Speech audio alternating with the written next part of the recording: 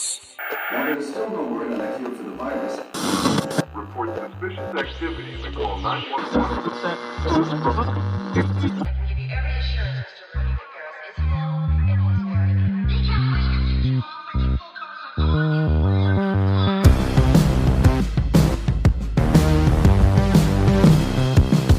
If it was anybody, it's the boss that passed us like 30 seconds ago.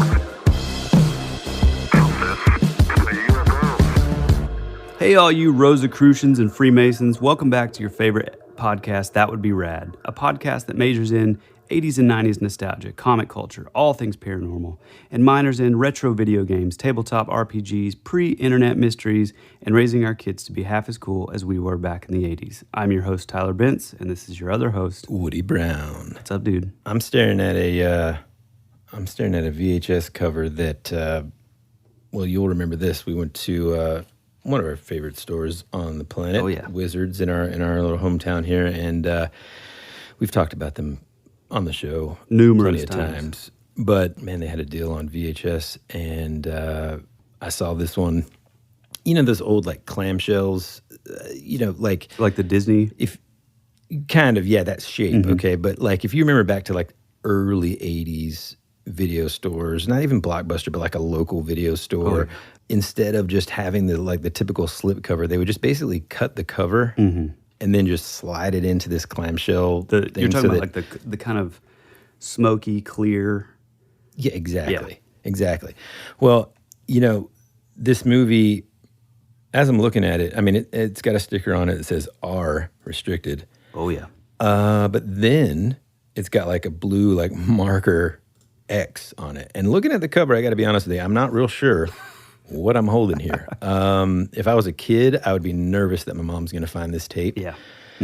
But it does say action adventure on it. So it's called Sudden Death. And then it says, don't mess with this dirty Harriet, which, boy, that already sounds... And in like the front cover's got this lady on it. Very attractive lady. A lot of cleavage.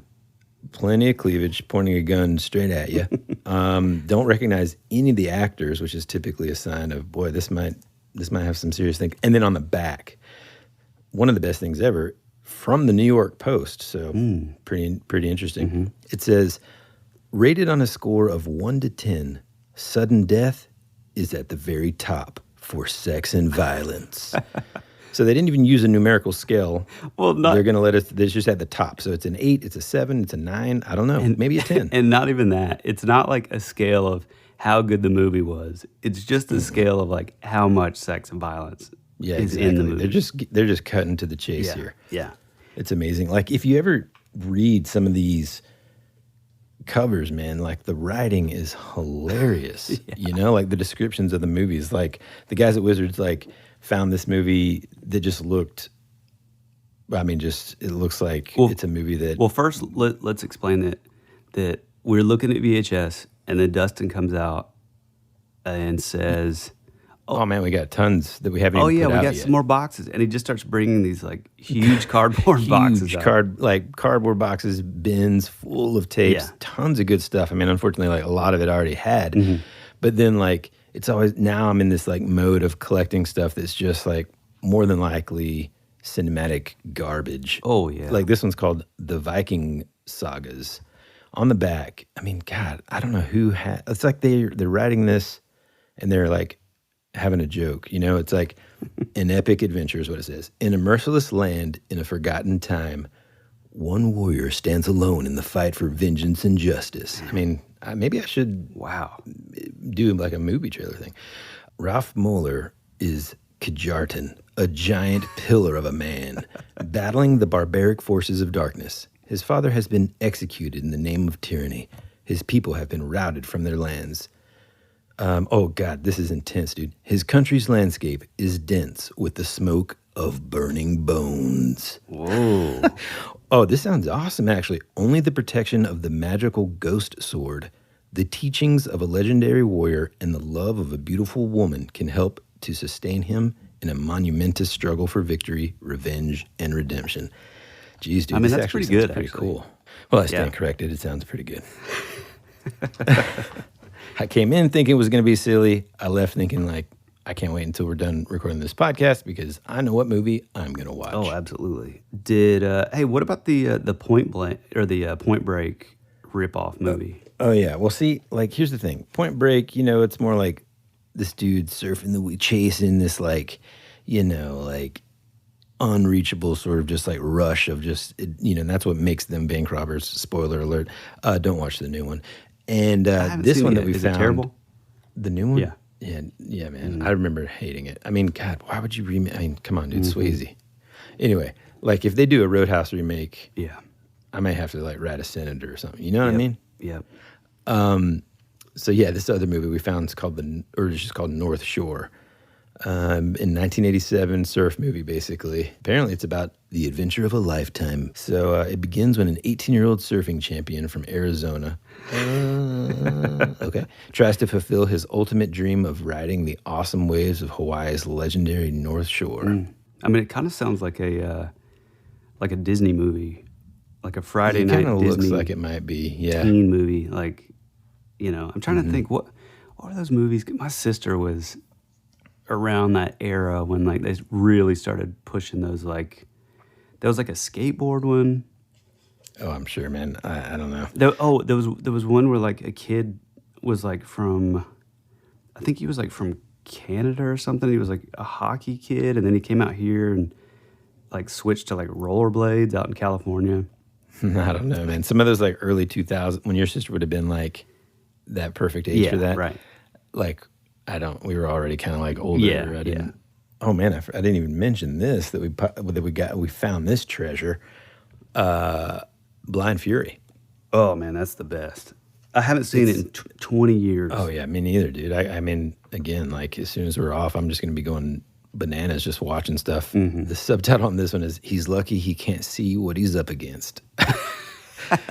So if you're listening, you've never seen or even heard of Blind Fury. Basically, like the main character is this blind Vietnam vet who takes on a gang of like these mafia dudes, and he's, like I said, blind, but he uses like these he uses like a samurai sword katana thing that 2 samurai swords. Oh, that's right, two. And the scene that just like, and I'm hoping at this point that it's actually in there, but what I remember is him just using both swords, just going nuts and swinging him around as people are like shooting him, and he's just like ding ding ding ding ding, like blocking the bullets or something. I think you're right. Yeah, that sounds familiar. Yeah. What else could I be thinking of? I don't know, like a cartoon probably. But now there was, the only thing I can think of is Big Trouble in Little China. The 3 like gods, when he's. Dude, it's also been a long time since I watched that. So my wife hates 99% of the things that you and I like all the nostalgia for like the 80s and 90s and stuff. And I gotta say, I mean, she's a huge like Kurt Russell fan, so that was like my way in. I was like, oh, this, when I was a kid, this You'll was love it. the best. And he is so freaking charming in that movie. Yeah, man. He's just like so likable and charismatic. But I gotta say, dude, it holds up to a T. Like it's a really good movie. Man, I need to watch it. I mean, just the remember effects the are cover cool. just looks so cool. Oh man. yeah. There actually was there was like a comic series, like I don't think it was like an adaptation, but it was sort of like a continuation of like where the movie kind of left off, I think. That looked really cool, but I haven't read it. Maybe we need to check it out. Yeah, we need to check that out. Well, hey, look, I didn't mean to derail us, man. Well, listen, I know you've got something planned for us. I've got something really big planned. I briefly mentioned it to you just to kind of, Pique my interest. wet your whistle. Wait, is that? Oh, man, that's not... Never mind. I briefly told you just to kind of get you intrigued, and then that was about it. So when we get back from the break, let's get into it. After these messages, we'll be right back. America's future can be determined by our dreams and our visions. It was very intense, bright light. For over 200 years, there have been reports of giant man-like creatures. From another dimension, another world, I don't know. The most intriguing mystery on the North American continent. You're listening to That Would Be Rad. Okay, so I think the best way to get into this is to basically just read from the mouth of the guy that discovered this. So here we go. In 1994, I came to Tucson, Arizona from Columbus, Ohio to attend college at the University of Arizona. Wait, you know what? I'm going to need a little more mood. I got you. Woody, give me that music. I was majoring in journalism and minoring in computer science at the time. My freshman year was full of everything it should be, of new experiences and faces and sensations. I was alive with ignorant bliss, found only in the eyes of a freshman. I lived life. On May 1st, 1995, I ran across the first MayDay page in the Arizona Daily Wildcat, the student-run campus newspaper. The cryptic mix of languages, symbols, and mathematics intrigued me, but I chalked it up to an obscure campus organization or some fraternity, or drugs. I was, after all, a freshman. 1 year later, on May 1st, 1996, I saw my second MayDay page. I knew something was up, but did no research and no digging. A year after that, in 1997, I saw the third MayDay page. By then, I had gone to work for the Arizona Daily Wildcat as their webmaster, and I had new resources available to me. I had back issues and the internet. I entered the game. After a 2-week frenzy of digging through dusty back issues, hunting down obscure sources, chasing leads, and rejoicing in the sheer mystery of what I had found, I assessed the situation. I had discovered a very local, very obscure mystery with roots reaching back into the 70s. Someone, somewhere, is spending a decent amount of money to propagate a complex logic puzzle. The complexity of the puzzles was mind-boggling, encompassing cryptic historical references, symbology, languages, and mathematical calculations. Someone is spending a great deal of time and brainpower to construct these mysteries. Lastly, much to my delight, the game is still afoot. The MayDay pages continue. I have unraveled the MayDay pages for as far as I can, and I am far from the goal. I need help. I need your help. The mystery. The game seems to revolve around May 1st, commonly known as MayDay. The solution to solving the puzzle lies within unraveling a series of complex, detailed, and interwoven pages that are printed every May 1st in the Arizona Daily Wildcat. In addition, there are occasional corrective pages, well, I call them that, others disagree, that run on seemingly random and unconnected dates that quote-unquote update the state of the game. Such ads are usually short, just as cryptic, and seek to modify part of an existing MayDay page to reflect necessary changes to the game, i.e., one such page makes a reference to a road or path that is unpassable and gives alternate coordinates with an apologetic tone. Every single page will mention several clues, keywords, and dates, as well as other dates and page numbers of related MayDay pages that can be found in the back issues of the Arizona Daily Wildcat. The pages seem to be interwoven with one another. I have done extensive research to dig up as many of the MayDay pages as I can, and I have analyzed them extensively. I've hit a wall though. I don't know all of the obscure languages and symbols. Here's what I do know. Someone is doing their historical homework. There is a wealth of obscure historical information here, ranging from references to historical figures, religious and otherwise, to items and occurrences. There is a historical relevance to solving the game. Someone is doing their mathematical homework. Once again, more strange symbols and whatnot, ranging from physics to chemistry to binary encodings. The clues come in every shape and form.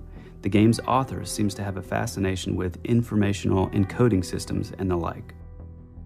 Someone had extra money to burn on this puzzle. Full-page ads in the Arizona Daily Wildcat aren't cheap, and the pages have been running for over 10 years. The game's author is familiar with the Tucson area and the University of Arizona campus.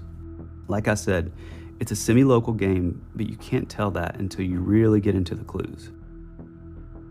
And lastly, there seems to be a reward or an endpoint.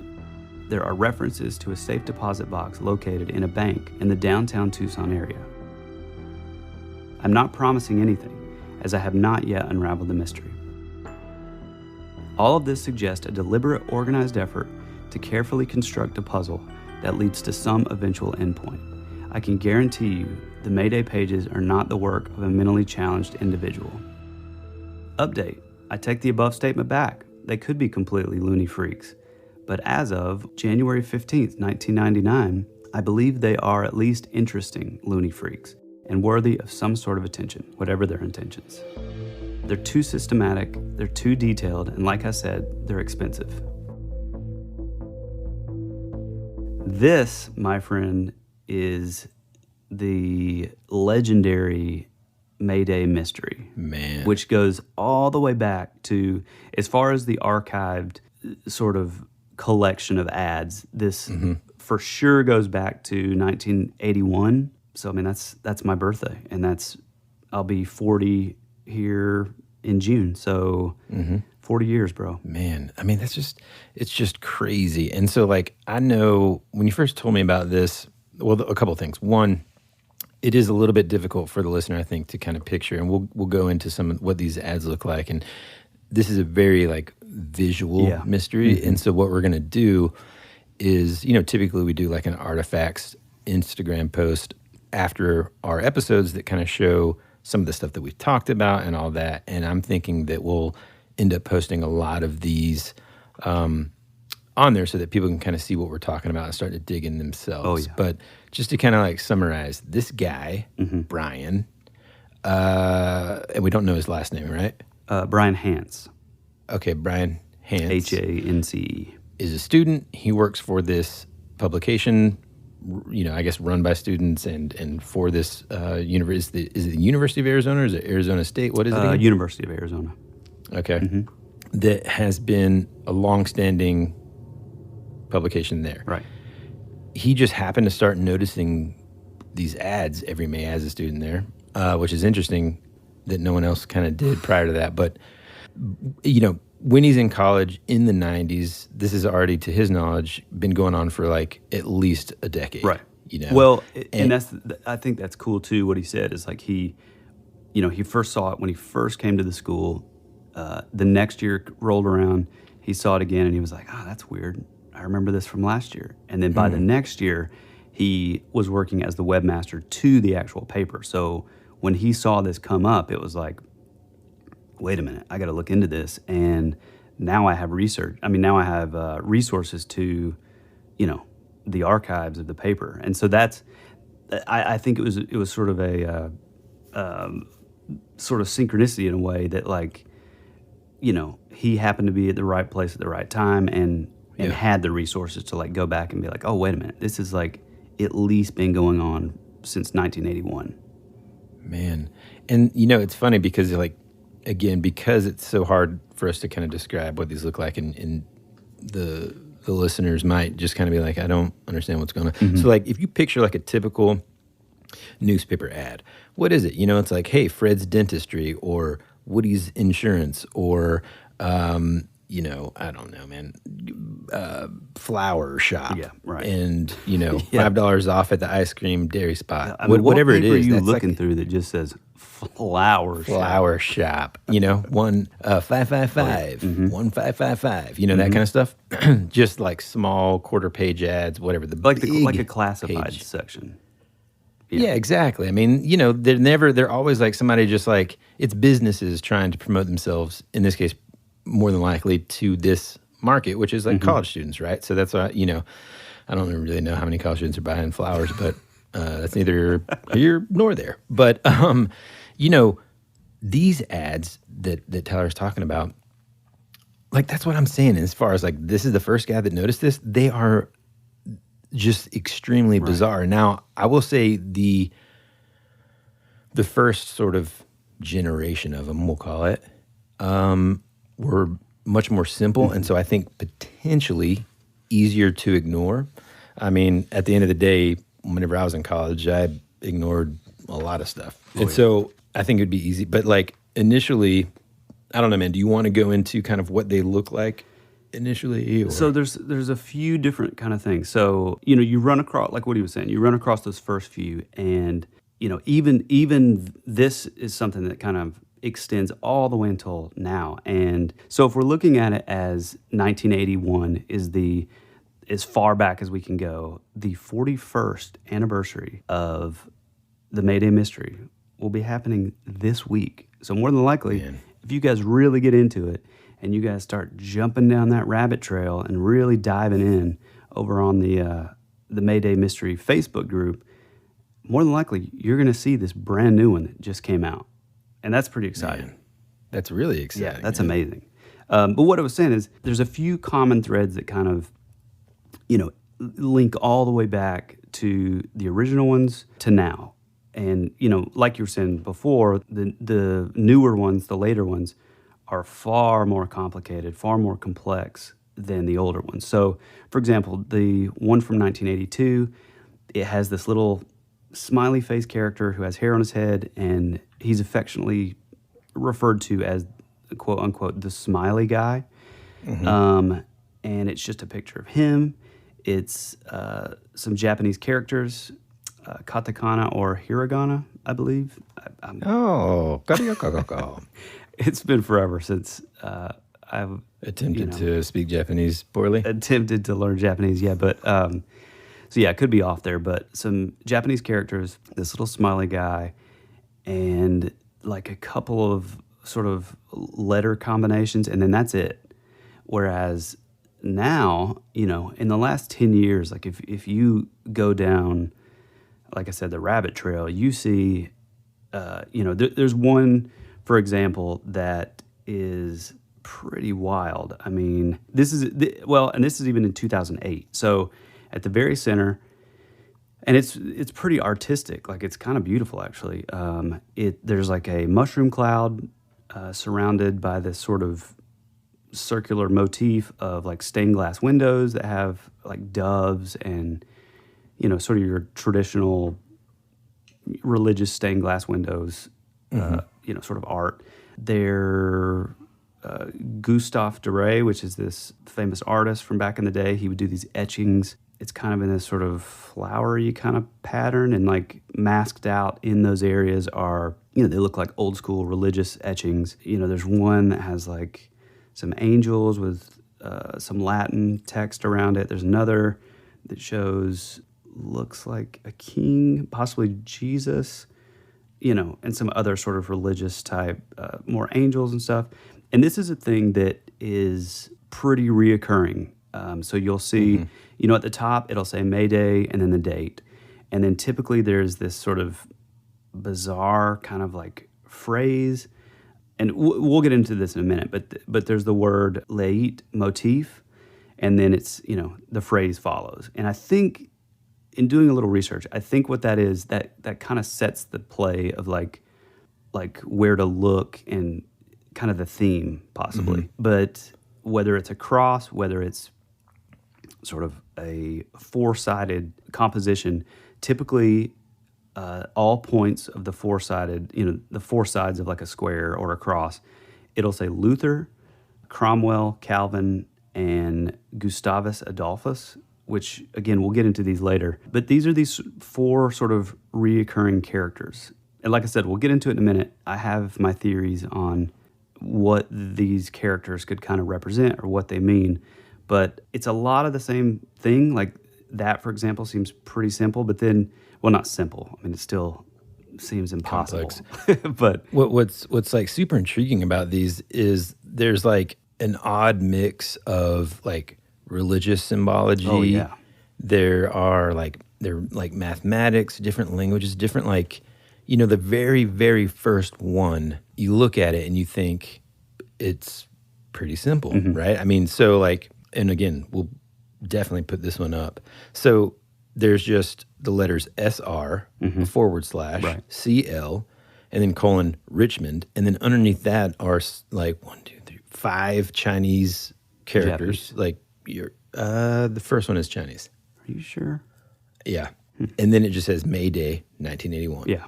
And so like initially that seems super, super simple, but like one of the cool things about this webpage, which is MayDayMystery.org, that this guy Brian started. Which, by the way, that's where the text that I read up top, and he started this way back. So it's an old school. It looks 90s, man. It's so It's awesome. amazing. Yeah, yeah. But you go and you can like look at the archives, and then essentially people will have posted clues that they kind of recognize within each one of these. And I mean, it's got everyone since this first one in May of 1981 all the way into, I think the most recent is like June 2020. And then everything else, I think, moved over to the Facebook forum or whatever. I think so the too. Facebook group. Yeah. But it's just super interesting because like you start reading through these and it's like, man, people are coming up with all these like super interesting things. Like one of the statements is like, hey, for what it's worth, I don't think these early ones are as simple as they appear. You know, he talks about how one of the few things that they know about Chinese is that you count the number of brushstrokes in a character. I think it's a way they set up their dictionaries. There's like all kinds of stuff. And the smiley man's not on this first one. There's also this he's thing on where the it says, the 82 one though. okay. There's also this thing that someone wrote where it says, you know, the Chinese has been deciphered, but no one seems to have commented on the SR/CL Richmond. If it's a place that's intended, there are umpteen to choose from. The SR/CL, I seem to vaguely recall, has been commented on another page. So at the risk of repeating what someone else said, I came across this very formally used in a contingency planning context to represent safety review / checklist. Whoa. If that is what is intended, then Richmond might be connected in some way with their own contingency planning.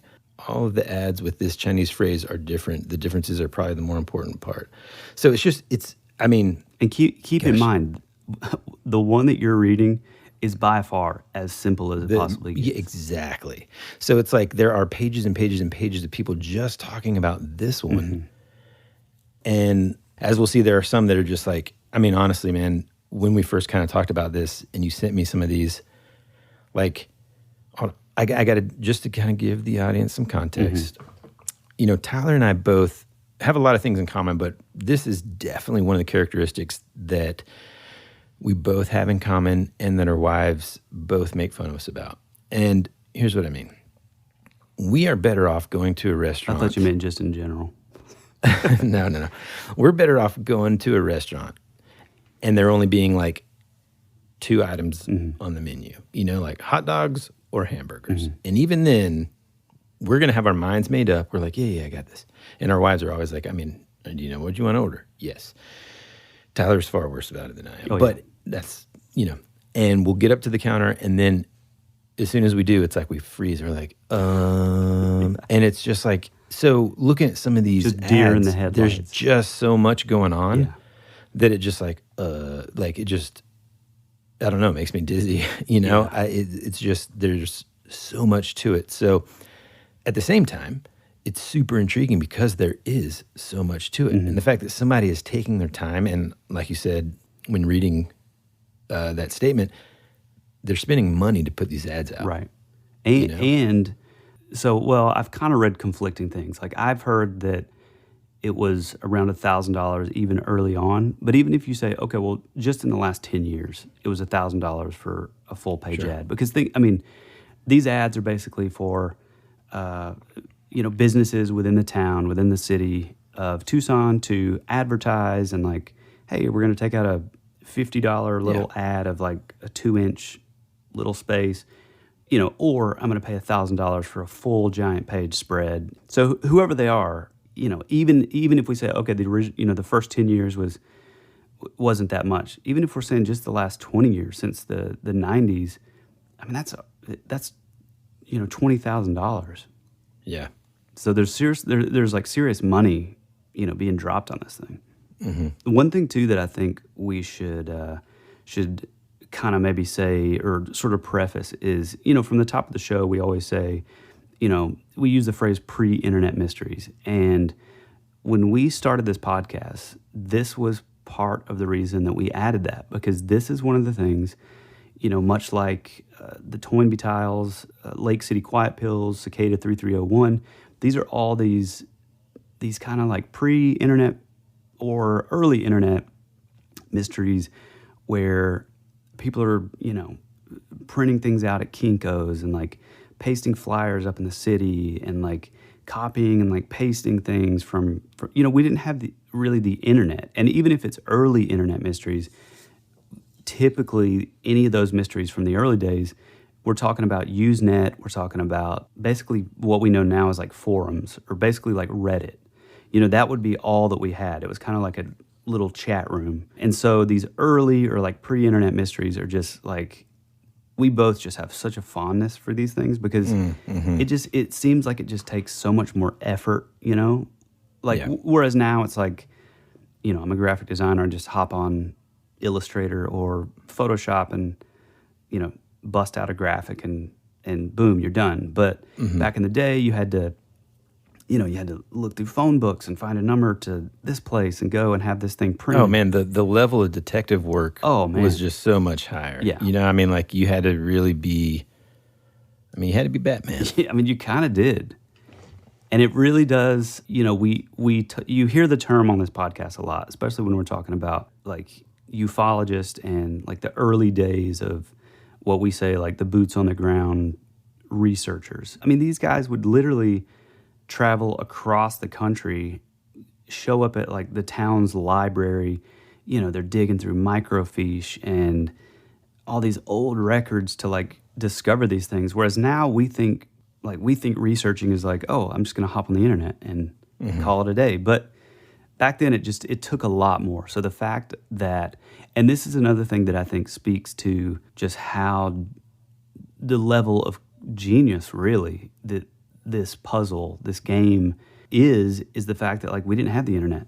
And so when we say like there's things that are, you know, mathematical equations, there's elemental formulas, there's like physics, coordinates, latitude and longitude. Yeah, coordinates. Almost like, you know, you would think of the early days of the internet like geocaching, like from like literary stuff to theological stuff to, I mean, it runs the gamut of, which, by the way, this leads into a theory that I have later, but it runs the gamut of like any and every possible thing you can think of. So, you know, now it's like, oh, well, this guy's a genius, like Michio Kaku. It's like, oh, well, he's a genius in like theoretical physics and string theory and all this stuff. Well, that's like just one little thing. Whereas, you know, it's a very compartmentalized, you know, level of genius.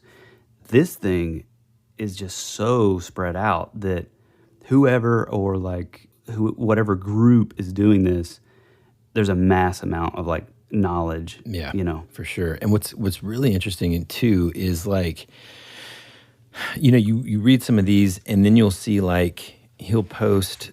I think this is June. This might have been one of the most recent ones that's posted on the website, but.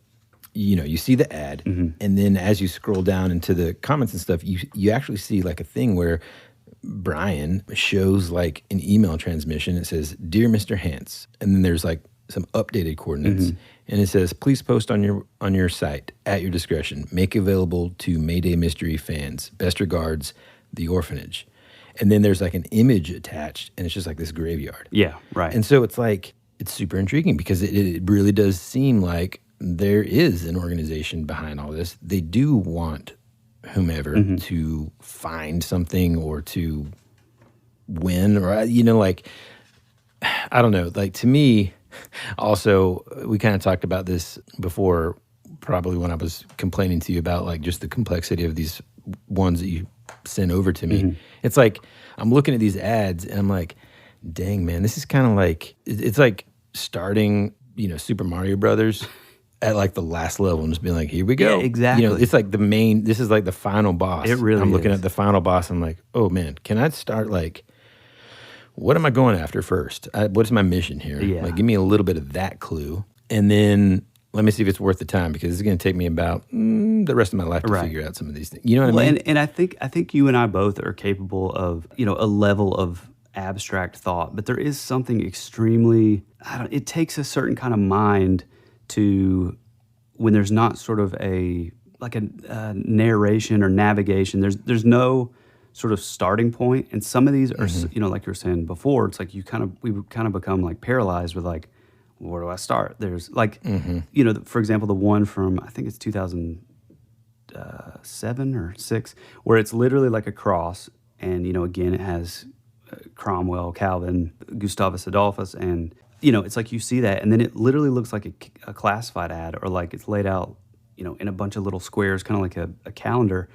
And then in each square, you know, one would be a phrase in Latin. The next square is, you know, some kind of equation. The next one is coordinates. The next one is, so it just, you know, something in Hebrew or another language. So it really is. It does take a certain kind of person to even begin, really. And I think that's the point too. Is like, I think so. You mentioned before the orphanage. So, well, let's go back. So, apparently, these communications began with Brian Hance, and they started with a character or a key figure in the story, a guy named Robert Truman Hungerford. He's also referred to as Bob sometimes. Robert Hungerford is an attorney and alumnus of the University of Arizona, and he's currently the only individual with proven connections to the MayDay mystery. So I think that's changed a little bit now that it's moved over to the Facebook group. I feel like some of the things that I looked into and some of the research I'm seeing where people are like, they're having kind of direct contact with people reaching out from the orphanage. And again, we'll get into the orphanage in a second, but it is a little interesting. Let's go into Robert Truman Hungerford because, again, this is the only guy who he's kind of acting as a mediary between the quote-unquote orphanage, the group, as far as like getting they're coming to him. And I think it's pretty genius too because he's an attorney, so they're coming to him and they know, oh, well, this guy's an attorney, so there's a confidentiality agreement in place. And so we're paying this guy so he can never say or never give away the identity. If it's as easy as that, I think there's a little more to it, but I digress. So they're going to this guy. They're saying, okay, it's time to post the ad. And then this guy contacts the university, puts the ads in the paper. And again, as of late, I think there's a lot of people are communicating directly with him, And I think he does seem to know a little more than maybe at one time that he sort of let out that he knew about. Here's a little background. Born in 1947, he attended the University of Arizona in Tucson from 65 till 69. He studied liberal arts and was involved in the Young Republicans Club, honors programs, philosophy, and Oriental studies. He received his doctorate in theology from Drew University in New Jersey and his law degree from the University of Arizona School of Law. He was admitted into the practice of law in 1993. Hungerford is a member of Mensa. I'll get into that in a second. According to the State Bar of Arizona, he speaks Dutch, German, Greek, Hebrew, Latin, Russian, and Spanish. So here's the thing. When I originally started doing this research, before really looking into who this Robert Truman Hungerford character was, I thought, well, there's no way that one person can have just a level of understanding of all these different things. There's no way. It's too spread out. And especially, pre-internet, there's no sort of way of pulling in all this information. So when I read this, it's like, okay, the guy speaks Dutch, German, Greek, Hebrew, Latin, Russian, and Spanish. He's a lawyer. Oriental studies. He received his doctorate in theology. So there's a lot to unpack there. I mean, it seems, like a lot of signs are pointing to this guy in some way being more involved than just I'm the mouthpiece for this organization, the legal mouthpiece. And this is another thing, too, that I think is even more telling. So I've heard of this before, and I never really knew what it was, the organization Mensa. Have you ever heard of this? Never have, no. Okay, so Mensa is an organization founded in 1946 by a barrister named Roland Barrell and Dr. Lance Ware, a scientist and lawyer. The original aims were and are to create a society that is non-political and free-form, free of all racial or religious distinctions. Mensa means table in Latin because it is a round table of society. It is a round table society where ethnicity, color, creed, origin, age, politics, educational, and social background are completely irrelevant. The only qualification for membership is scoring within the upper 2% of the population of the planet on an approved intelligence test. Today, there are around 145,000 members and in over 100 countries throughout the world on every single continent except Antarctica. They have 3 stated purposes. Number 1, identify and foster intelligence for the benefit of humankind. Number 2, encourage research into the nature, characteristics, and uses of intelligence. And number 3, to provide stimulating intellectual and social environment for its members. So once I looked into Robert Hungerford, then I look into Mensa, which basically sounds like I mean, my theories about who the orphanage is, just totally why changed. these ads, it's just constantly changing here, man. Yeah. Like now, well, first, can I give my sort of like foundational sort of theory? Don't give it away though. Well, I mean, I guess I don't even know how to answer that question. Well, it so is a that hard. a yes? I can say what my theory is, or no? Yeah, you can go into it. Well, one thing real quick that let me say about the Mensa thing is, Couldn't have been more confusing. Go ahead. Well, this group was founded in 1946, so it's been around. This Robert Truman guy speaks multi-languages, doctorate in theology, is a lawyer, very intelligent guy. Is an alumnus of the university in Tucson. It practices law in Tucson. Is a member of Mensa, this sort of elite group of genius-level individuals across the planet. So a really interesting thing to look at in that is like, okay, so before he had the internet, which is sort of a crowdsourcing, way to collect information of like, okay, well, I need to put a clue in ancient Aramaic. Okay, well, I need to do a mathematical equation. I think Mensa is basically that before the internet. He had a way of communication, whether it's by like phone or even sort of letter back and forth communication. Say he meets up with this guy who's a genius in physics, and he has another friend. Because like that organization has that, collectively they've got expertise probably in all of those areas. Right. Yeah. Yeah. Let me dive into my theory. Okay, go for it. Yeah. It's changed a little bit from whenever I first, especially hearing more about this guy. Okay, so first, I always found it curious that this guy was an alumnus of this university. Yeah. That's just a really strong connection there.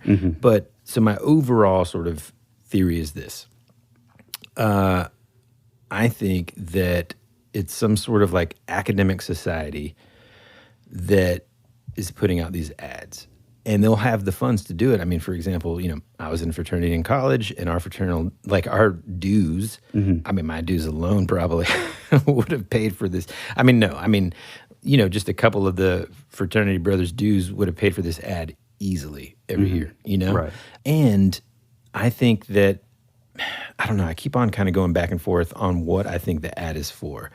I partially think now, especially learning about this Mensa stuff and this guy's tied to all that, and especially since you talked about how they like kind of test the intellect of the individuals that want to be a part of the organization, man, I kind of feel like this puzzle is a means to that end. Meaning like there's something buried in these potentially on how to maybe contact, maybe the prize is becoming part of this like organization, and then carrying on that tradition. Because, well, real quick, and sorry to interrupt, but in doing some research, there was a place where a member of, I don't know if it was a member of the orphanage reached out to someone that was getting pretty close, or it was Bob that said this, but there's like a phrase that said, "You are welcome when you can open the door."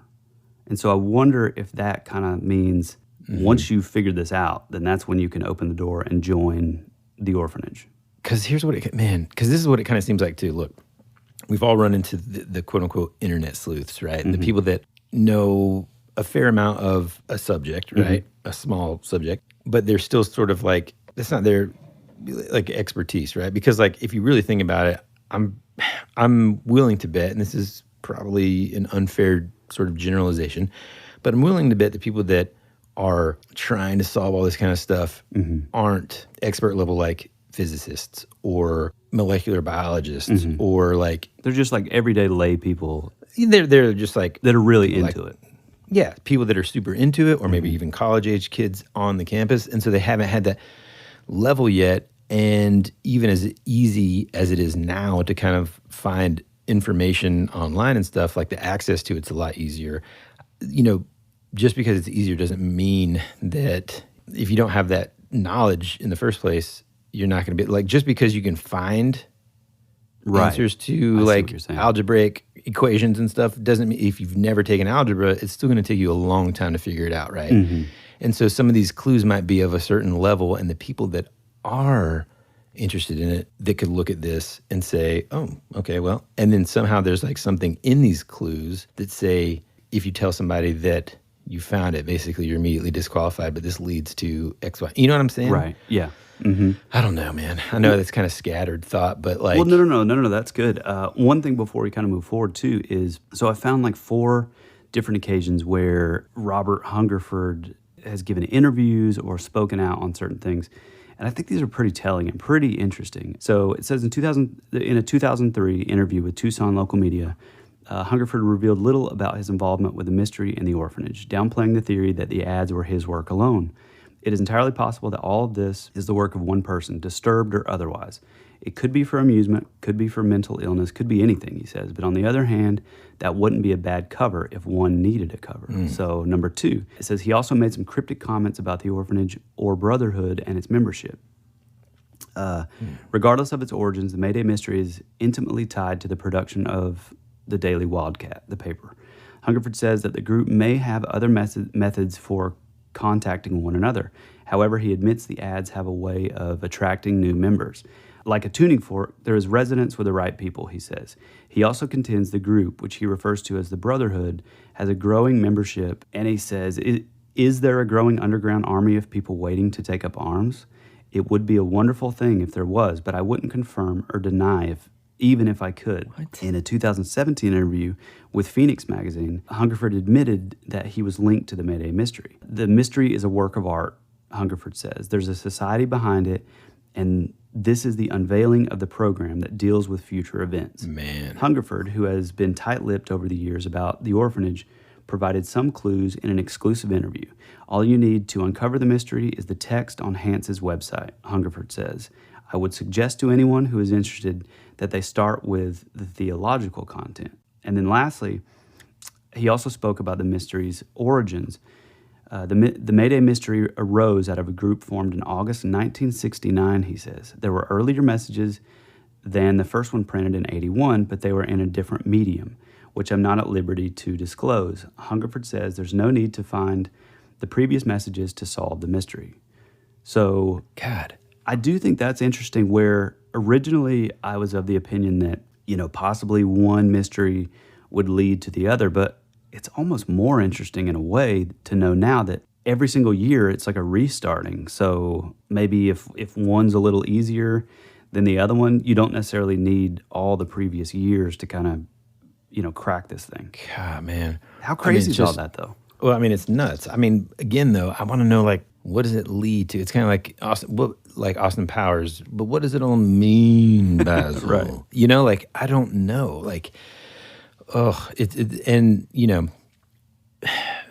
This is a perfect example of how really, we could spend like 10 years researching and telling you guys, the listeners, more and more. But really, the purpose of all of this is to intrigue you and kind of let you in again on our conversations that we have with each other about stuff like this all the time. Right. It's seemingly surface level, but the purpose of that is to, get you excited about it, and then you go find out for yourself. Right. You know what I mean? Right. And like we always say too, I'm sure there's a ton of places to look where, there's people who spend every ounce of their time into like digging and finding these things. There's not a ton of podcasts on the topic. There's not a ton of things on YouTube. I mean, it's still a pretty minimal thing. I think if you're into this stuff, you've probably heard of it, but overall, it's still kind of a underground kind of thing. But, like we always say, like when we discover these things, we're not the professionals. We're not the experts in these fields. And frankly, we're not even necessarily going into like, we're going to break down and give you every single clue, every single bit of knowledge there is. This podcast isn't about that. This podcast is mainly about, hey, we're explaining to you things that have blown us away and how they make us feel, and like the things that like took our interest and just made us kind of go after it. Like these are things that, again, that's why the podcast is so broad. In, like I said, pre-internet mysteries, 80s nostalgia. It's so broad because that's just the kind of people we are. And it's less about us being, quote unquote experts in any certain like field. These are just things that make us really excited and get into these things, and Right. that's it. It brings color to life. You know what I mean? Like, it's like, that is literally why we talk about these things. I mean, it's so much fun to uncover. And I got to be honest, like, I have this, like, I don't know, like, it's like I can imagine how fun it would be to like create a puzzle. Oh, me too. That is so that is going to make people like kind of like intrigued and go on a hunt and do detective work themselves. And like what's fascinating about this too, and why I think that it has to be more than just one guy or gal, right? Especially if they want it to like live on forever. I mean, this is like we talk about this before, or we talk about this kind of often, my theory about creating and being creative. And I truly believe that in some way everyone has, because there's some folks, my wife, for example, who just don't think they're creative, but it's like, no, you are creative just because you don't write a song like me, or just because you don't, create like, you don't draw as well, whatever, doesn't mean you're not creative. You're creative in maybe like the way you, I don't know, plan things out, or whatever. Or it is, even, right? or do math, or like just everybody has a different paintbrush, Sure, exactly. But when you create I have an actual something, paintbrush, but you've got several. When you actually create something, it's a legacy that you leave behind. Regardless of where your theology lands, no matter what, when you in this dimension even aren't here any longer, the only thing you leave behind are the things that you made. Right. Children, progeny, yes, that is a way for you to kind of like leave a legacy, by contributing your DNA, if we're going to get super scientific about it. But, creating a podcast, creating the music that we make, the stories that we write, the things that we draw, all that stuff is a legacy, right? And so this organization, for it to live on, now maybe it is one person. Well, I mean, if he's saying that it started in the 60s, I mean, technically he was in college at that time. That's when he graduated. So, it kind of lines up where, sure, he could be one of the founding members. Which I kind of think he is. Man, me too, dude. I mean, like, it just lines up. And also, let me say this too. So here's just like a couple things to sort of close out. But these are just a couple things about the orphanage. So it was first mentioned in 1989. And apparently it's divided into quote unquote sections. So they talk about the Dallas section, the Berkeley section, and it even goes into speaking about a Coimbra section and a Finland section, which kind of, again, that could kind of tie into the Mensa thing. It talks about there's people in over 100 continents. So there's your sections. The name not only refers to like just the group as a group of people, but also a possible actual physical location, which is really fascinating. Man. And the theories of what the orphanage is, it's pretty loosely kind of up in the air. I mean, there's theories that it's like a group who have sort of orphaned themselves from their past lives and sort of mundane life that they were kind of born into, or there's a possibility that it links into a legend of a group of orphans during the Crusades in 1212. You know it better as the Children's Crusade, where this sort of orphanage and these orphans kind of led the charge in sort of a holy war type thing, which First also off, ties into... I don't know that story, but it sounds freaking amazing. Yeah. There's also a Books of Magic series, I think Neil Gaiman wrote it, called The Children's Crusade, which is really cool. But lastly, it talks about we think it's Oliver Cromwell. That's what I think. Gustavus Adolphus, that's the only one that gives his full name, which is interesting. Luther, which we believe is Martin Luther, and lastly, John Calvin. Now, all of these guys, I have a lot of notes into all this stuff, but there's sort of one thing that's interesting is the fact that, and again, maybe the orphanage is a huge group. Maybe it's 4 guys. Maybe these 4 guys are, characters these guys are playing. Cromwell at one time was the first Lord Protector of the Commonwealth of England, Scotland, and Ireland. So there's your English guy. Gustavus Adolphus was known as the King of Sweden. Martin Luther was a French professor of German, sorry, a professor of theology, wrote the 95 Thesis, a priest, an Augustinian monk. So there's your tablature music, your theology stuff. Gustavus Adolphus was, known as the father of modern warfare. So there's your military war stuff. Cromwell was, it's kind of a long story, but like this Lord Protector of England. He was in the Parliament, military commander, general. He was known as Old Ironsides, which you've heard. Oddly enough, his corpse was dug up, hung in chains, and then beheaded. That's interesting. Oh, jeez. They all kind of had this growing like disdain for the Roman Catholic Church, which I find interesting. And once you start looking into these ads, you do see a possible link to that. And then lastly, John Calvin, he was a French theologian, reformer in Geneva, Switzerland. He created, the system of Christian theology later called Calvinism, which believed in that we were all predestined. Everything is predestined by God and predestination. Another interesting thing about him, he was originally a lawyer that also broke from the Roman Catholic Church. And they're all like really sort of against this Catholic kind of reign, which is kind of interesting. And I think thematically throughout the years, you do start seeing more and more and more of that in the later ads, but it's cool if you're thinking of it as like, okay, here's your, maybe it is members of this Mensa group. Maybe you have a guy from France. He takes the sort of mantle of this character. You have maybe another dude's English, maybe another dude's German. Yeah. So it's really, it's almost like they're like, it's like they're characters. It's like a role playing game. Yeah. And also, nice. Yeah, for sure. It's also kind of like that's their, position in the organization. It's just, right. Instead of like it being like president, vice president, whatever, it's like Cromwell, it's like Adolphus. It's like Calvin. This is the guy who's going to be responsible for, and also I in digging to, and again, there's so much of this stuff, and I was really hesitant to even bring up a lot of it because, if you go to the MayDayMystery.org, it was written a long time ago, and it's a very sort of generalized, like, this is the story, everything that we've kind of said so far. It's like, here's the story, here's how it's all broken down, these are the characters, go for it.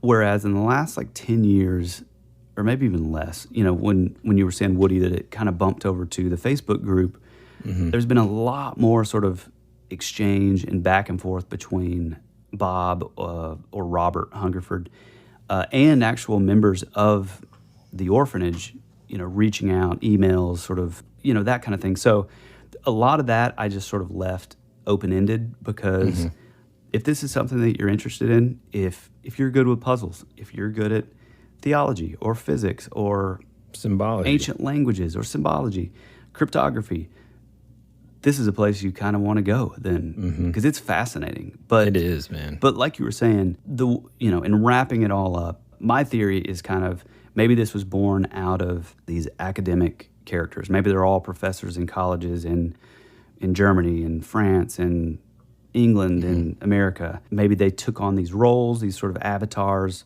Cromwell, Calvin, and whatever their position is, that's their sort of specialty, So when they get together, when they have like a meeting, I don't know how that communication works, especially back then, but when they have like their meeting, their phone call, their whatever, your guy who would be really big into, theology, or the general who's big into like war and, that would be sort of their own personal sort of offerings that kind of add into the overall theme, which ultimately is kind of what makes it super complicated. Yeah, and I mean, interestingly enough, now that you say all that, looking at these ads, it kind of makes sense that, they just either piecemeal it together later or like at a round table meeting. Right. They kind of just say, all right, let me get this piece, this piece, this piece, this piece, boom. And they create this puzzle. Yeah, it's like, okay, Cromwell, what do you got this year? Yeah, man, wow. I mean, it's cool. Super intriguing. Super intriguing. And, like we said, I can 100% imagine some of my college professors doing stuff like this for fun. I think, and even in like the, secret societies and fraternities and stuff, these are long-standing traditions and, kind of wipe away what you think as far as like opinions of you like know, what it is or the what it intentions, I is guess. and, you know, all that kind of stuff. Yeah. There's still what's fascinating about them is there are these traditions that last. I mean, same thing goes for religion. I mean, they're like even Catholicism and stuff. These are like rituals and traditions that have lasted and lasted and lasted hundreds and hundreds and hundreds of years, sometimes thousands in terms of religion. You know, and so that's always been fascinating to me. And the fact that like, okay, so like John Wayne was in my fraternity.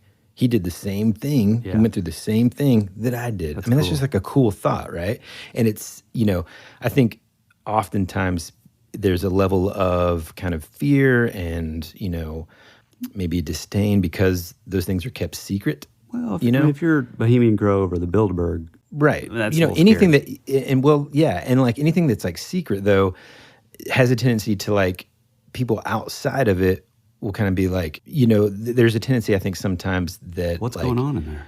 Yeah, and so like it must be something bad. I bet they do this, and then you know the rumor mill start, you know, all that kind of stuff. But what's cool about this is like I feel like, well, I just had this crazy thought too, man. What if these dudes? Because one of the things that you said that Robert guy said was, you know, maybe it's this, maybe it's that, you know, and maybe what if there's like 4 individuals who are other planetary or ultra dimensional. I mean, there is a lot of theories that some people believe it's a cult. Some people believe that. I mean, I've even seen a theory which this is a character that we're going to get into. It is a fascinating topic. The Comte de Saint Germain, the Count of Saint Germain. Apparently, he's this character throughout history who is kind of fabled to be immortal, and he pops up all throughout. You know, the original Queen Elizabeth and God, who was the Let Them Eat Cake? Marie Antoinette. Yeah. Marie Antoinette. Like he pops up all throughout history. He was an apparent like alchemist, and he can turn, you know, the transmutation of coal into gold and diamonds and stuff. I mean, it's this fascinating character. And if you believe his story, you know, I mean, he's at least 600 years old. And everybody that ran into him kind of remarked of like, oh, you look younger than when I knew you back in my 20s. Yeah.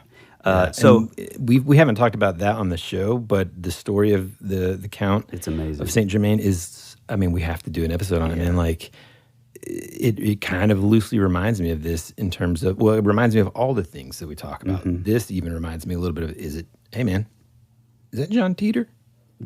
Seriously, You know, is John Teeter a part of the orphanage? Yeah. You know, like all this stuff kind of like lines up in a way, and same with Count of Saint Germain. Like one of our theories, and I can't wait to talk about it on a show, but one of our theories is like, is he a time traveler? Is he from different, is he, you know, like kind of going through different dimensions? Is he, or, you know, taking all of the paranormal stuff out of it, is it almost like there's a secret society, and part of the mission is to find someone that looks like this person who can kind of be the face of the organization. Which even that ties into it. If you look at the concept of somebody just taking on the mantle of something else, you know, that ties into, well, interesting, man. Maybe these people are, because I've also found in research there was a quote, and I'm totally going to butcher it, but it was something like something about the game continuing on after we're gone. So I find that really interesting, and the idea that, you know, say one of the members of this original 4 passes on, well then maybe somebody who got really close or somebody that we don't know that actually did solve the game is brought on, and it's like, oh, well, you're Cromwell now. Like that blows my mind. That's amazing. That is really, really cool. Yeah. Well, like we say every single week, and we're not going to ever stop saying this, we appreciate every single person that listens to our show. You know, it just means the absolute world to us. It blows our minds every single time. We love the comments that you guys send us, the messages, the stories, the interests, all of the stuff that you guys do. It just completely, I mean, it just blows our mind. And so we appreciate it. Thank you so much. Let me ask you this, Tyler, where is the best place for people to interact with us right now?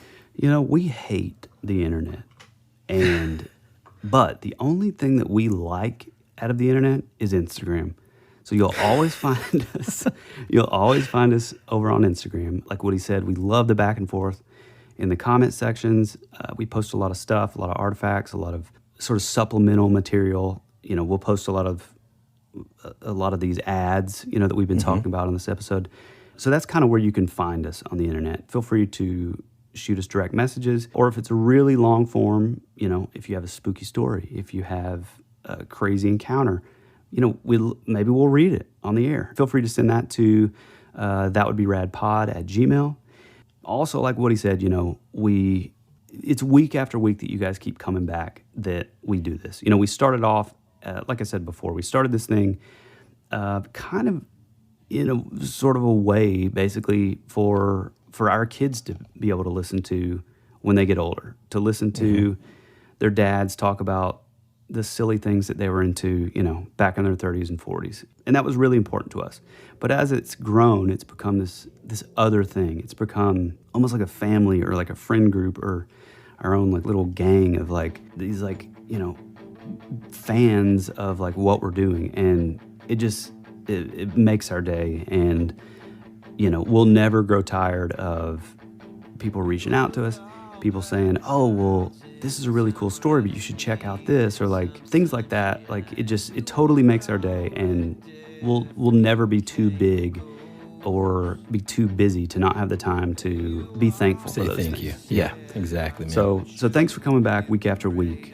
We couldn't do it without you. And so we appreciate you. We love you. And as always, be rad. That's the way it goes.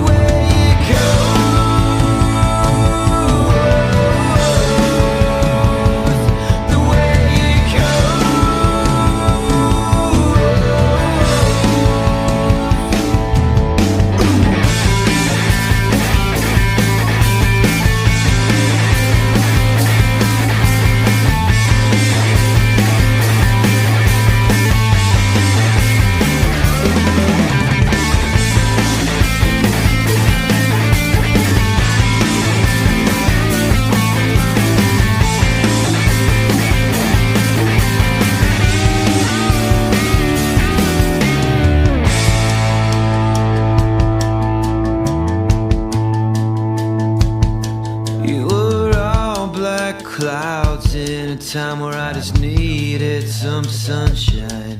You were already dead, for you became a ghost. You always said our future would be a parade of flowers, but now all that's left is a single rose.